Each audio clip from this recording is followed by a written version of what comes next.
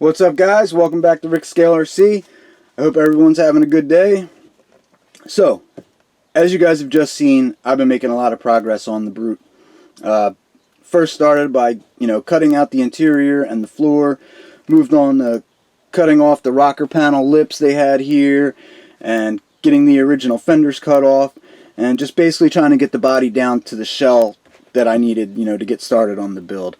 And pretty much what you see here in black is all I'll be using from the original Jeep. The rest I'm going to build out of styrene. I'll be doing the roof, the floors, the bed, the grill, fenders, and any other mounts, brackets that I may need. Did I mention a firewall? I'll be doing a firewall in it too. The goal here is just to make this build as scale as possible. I want to try and include as much detail as I can from the real Jeep. Besides my love for Jeeps and being such a big Jeep fan, like I've told you guys before, I own a 97 TJ with a lift and bumpers and wheels and tires, and my wife drives a JK. So besides just being a fan of Jeeps and always really liking the Brutes, I'd love to do that to mine one day, but that's not cheap.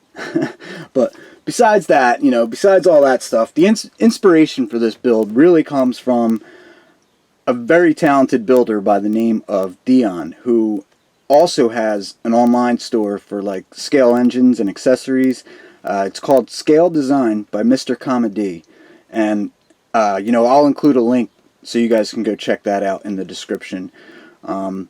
He does incredible work. You can also find him on Facebook and YouTube under Scale Design by MRCommaD. COMMAD, comma D. The man is very talented. The Brute he built is just amazing. So I'm going to take a minute here and just show you guys some pics of his build, just so you can see exactly what I mean. So go ahead and check that out.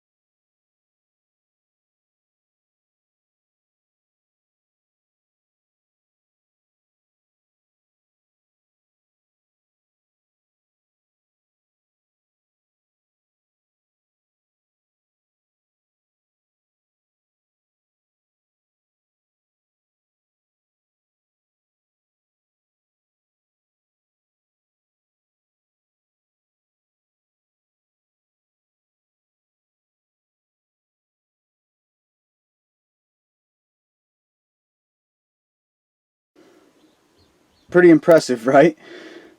If you have to, please go back, pause, absorb all the details. There's just so many. It's an amazing build. Custom-made shock hoops to allow for, more engine bay clearance, so he could do that full-on scale engine bay. Overflow bottles, washer bottles. They got fluid in them. He made a ECU with a wiring harness in there, and he designed that brake booster and the fluid reservoir, the radiator and core support, all that stuff. It's got radiator hoses. It's very impressive. And if you noticed, in some of those pictures, the engine in the engine bay is white. And that's because what he does is he builds these engines from styrene. It starts out, flat sheet of styrene, and then he builds that engine. And then I guess from there what he does is he scans it into the computer, and then he can 3D print them to mass produce them. But the original, he builds it, and that's pretty impressive. So when you're looking at that engine, think about that. He made all that by hand. He's very talented. But yeah, so he did the shock hoops for the engine bay. He built his own vacuum form station. He actually vacuum formed that roof. On mine, I kind of used the build up the material and then just kind of shape what you want out of it. And he didn't do that. He bent up his back piece, but after that top section is vacuum formed. And some of those pictures, it really doesn't do it justice. But even the little vacuum box he built it's spot on. He's very good craftsmanship that comes out of him. He's very talented. But yeah, so the roof, it's got carpets, custom floor mats, and I mean, again, did you see that engine bay? Just so awesome, just really impressive. And once again, like I said, please go check his stuff out at Scale Design by MRCommaD, and I'll definitely pop in a link so you guys can just go into the description and go check him out. If you guys noticed in the video, I was cutting the body with sewing string. I did that because the old plastic body is kind of on the brittle side, so when I attempted cutting it with like a cutoff wheel on the Dremel, it was kind of just kind of chipping its way through. I mean, there was sections of it that it was cutting, other sections it was just kind of melting its way through, other sections it was just blowing the material away, out of its way, almost like it was like breaking through ice. It was pretty awful. So luckily that was when I was cutting out the interior and the floor, so I opted not to do that on any of the outside stuff. I moved on to the sewing string method, and it really worked out good. The only thing the only tip I can really tell you about the sewing string is the plastic shavings will start to get caught on the string. So what I did was I held it like this with the spool in one hand, and I'd work it back and forth, and when I would start feeling it catching and start to grab, I would just loosen my hand, pull some fresh string through, and keep on going. And I did it like that, and it worked out great for me. So as long as you're careful with that, you'll be good to go. For the roof, I bent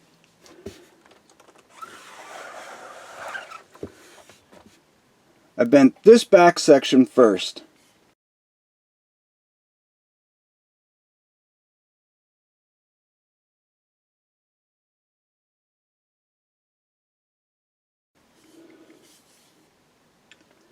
And once I was happy with that, and got the get that sitting on there right.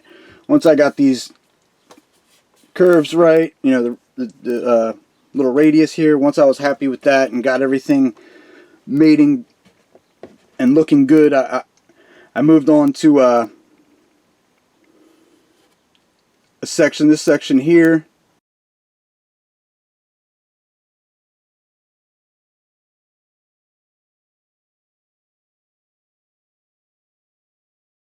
I attached that to, join the back up to the windshield. And then around the top, what I did was I just started stacking material so that I could later shape in this contour all the way around. The only thing I did, I don't know if you can really notice, but I kind of interlocked them. So the first piece kind of goes outside to outside, and then the front piece and back piece filled in the center. And then the next layer, the front piece and rear piece went end to end, and I filled in the middle here. So that way I was kind of like interlocking them.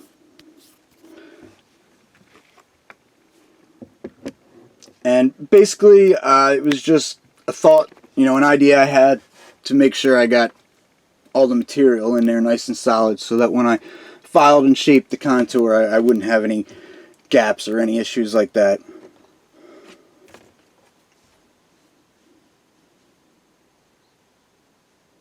And then for the door jambs, and this technique I used, or I didn't use, this technique that I used, I came across going through Dion's build thread.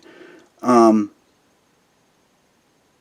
learned a lot going through Dion's build thread. You can find his build thread. It's in the Guild's Finest section of the Scale Builders Guild forum, and the Guild's Finest is pretty much the section for the most amazing builds you'll ever see. I mean, only the elite RC scratch builds are in this section of the forum, and everything in there is just amazing.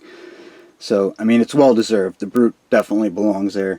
He did an incredible job on that thing once again. But what I did was,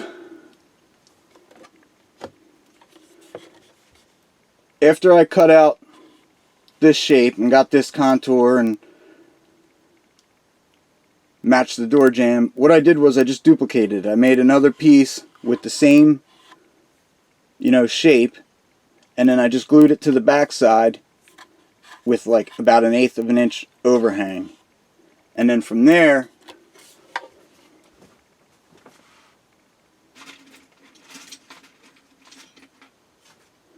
I used,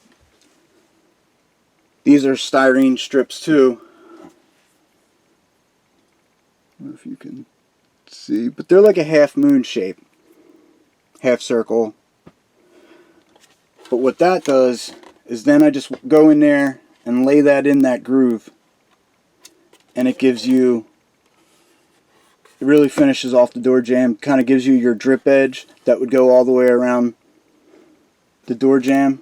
I mean, it looks, I think it looks awesome. Came out really good. So yeah, I'm glad I came across that little technique in his. I mean, I came across a lot, but I'm glad I picked up on that, because I'm glad I was able to pull it off too. It looks good. I also used that piece across the top, just as, you know, again, little drip edge above the windshield.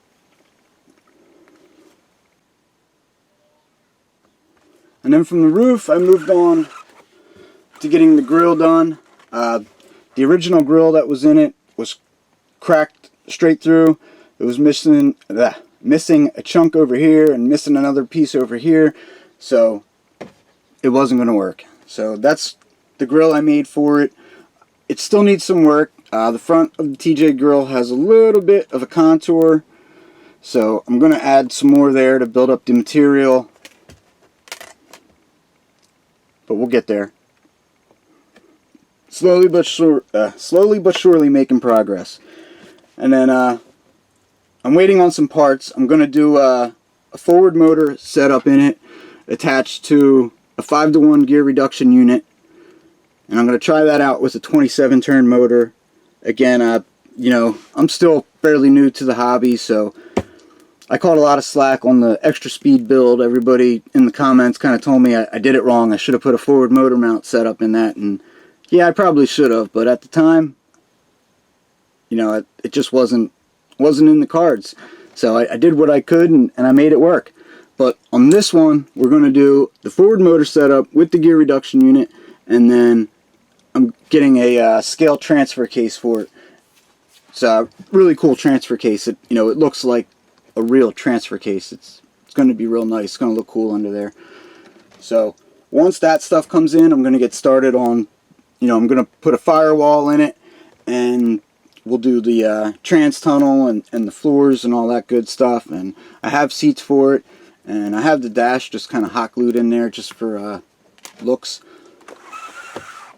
And that's the other thing, the dash is going to need some work too, because the dash, originally it comes with this roll cage. So the dash is, narrowed out to fit this roll cage. And I am going to put a roll cage in it, but I'm probably going to use like 3/16 or 1/4 inch tubing. So what I think I'm going to do is I'm going to cut this dash right here between the center section and the glove box section, and I'm going to widen it, and then that way we can kind of put the dash in there a little bit more center, and at the same time close these gaps over here. And then I was also thinking I might even drill holes through the top and run my roll cage down through the dash. I'm not sure. We'll see. Maybe put a piece across here too.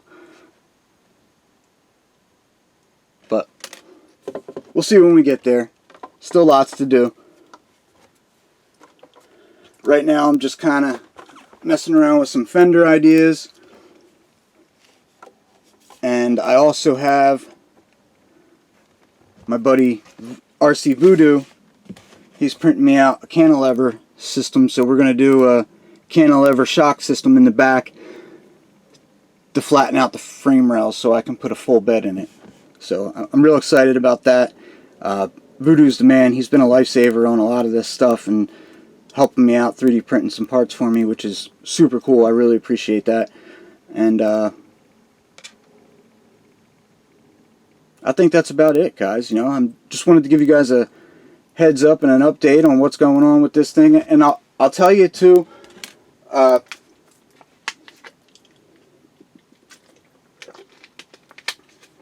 wanted to bring you along with more of the build, but to be honest, the build's been in turmoil since I started, because like I said earlier, the body being so brittle, it was cracked in a few spots to begin with. It had a crack, I think it was like right in here in the hood, and it had another crack on the side, on the back corner.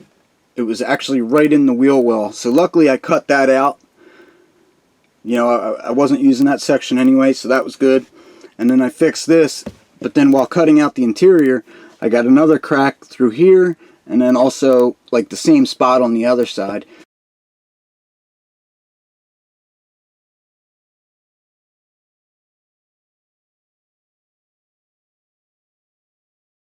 And as you can see, I repaired them. They came out really good. I'm happy with the results of the repair. But that's why it's kind of filmed the way it's filmed. Every time I would turn on the camera and start working on it and show you guys something, I'd break it. And I'd figure, well, the build's over now. The Jeep's trash, and not wanting to give up on it, I would fix it. And then, it happened again, and I'd fix it. And then, and another one, too, in the back here, when I was gluing on, because this is the back section of the Jeep that would have been in the back. So all the mounts are here for, like, the spare tire. And then this line that goes all the way around is actually the door jamb for, like, the tailgate. So I've been filling all that stuff and sanding. But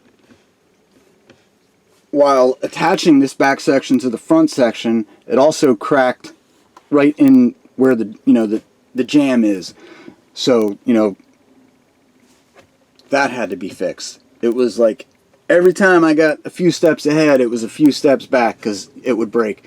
So that's why it's filmed so kind of broken up the way it is. And I did my best to kind of put a video together to show you guys as much work as possible, and hope you guys enjoy it. But yeah, that's about it. just wanted to give you the update and show you Dion's build and where the inspiration for mine came from. And again, the link will be in the description for his